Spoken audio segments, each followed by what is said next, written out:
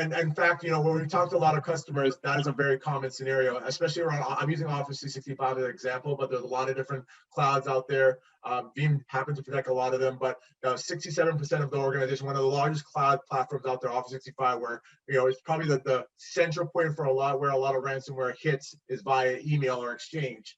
67% of them are unprotected today in the cloud world today. Now, you might be saying, well, I'm using Office 365 and I'm protected. I bought the top of the notch, biggest widgets from Microsoft. They gave me all the redundancies and all the things they have. And I'm maybe I have a Microsoft Office 365 E5 contract, and you're like, I'm protected. The way I kind of describe this to a lot of organizations, kind of having that same train of thought, is I think of it as when I want to protect my car, all right, I rather than leaving it on the street, I usually go into paid parking garage, right? I feel like if I put my car in there versus on the street, I feel more protected, right? So I pay my $20. It has a little gate, we all know the little gate that protects it. That little gate gives me a level of security when it comes down.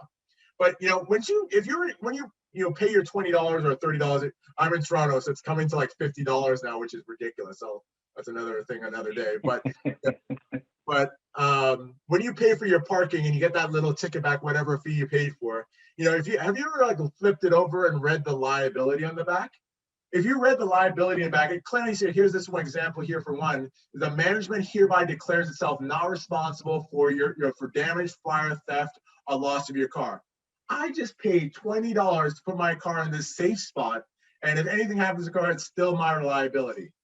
And when you think about it, you're like, that's preposterous, but that's the reality of how a lot of these operations work. And that same kind of methodology also applies in a lot of different SaaS platform as a service applications as well. I happen to be picking on Microsoft today, but Microsoft or AWS or Google, or choose any of those permutations, have these same kind of scenarios in it. I'm using Microsoft Office 365 because I'm talking about that today, but Microsoft calls it the shared responsibility model, where they talk about their primary responsibility is the infrastructure, keeping the uptime of it, but the data that resides in Office 365, the access, the control, keeping that data safe is your responsibility as a user. And they're not taking any liability for that. They support the technology, but the backup of your data is your responsibility, right? They have a recycling bin to keep you a little bit safe, just in case. But longer term retentions for governance and compliance, or longer term backups, or for ransomware protections, that's a responsibility of you. The longer term you can go back.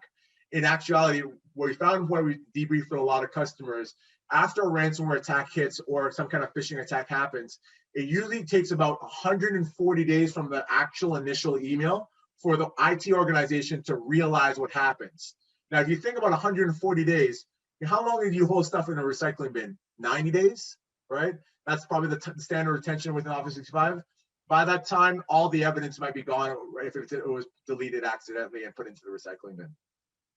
Security, very outlined. Infrastructure level is all Microsoft's responsible for. Data level is your responsibility. And any regulatory requirements, they'll have the basics of data privacy and HIPAA, but everything above and beyond that for your particular vertical. Maybe you have ISO, maybe you're in a certain particular vertical that meets PCI compliance. That's the responsibility of you.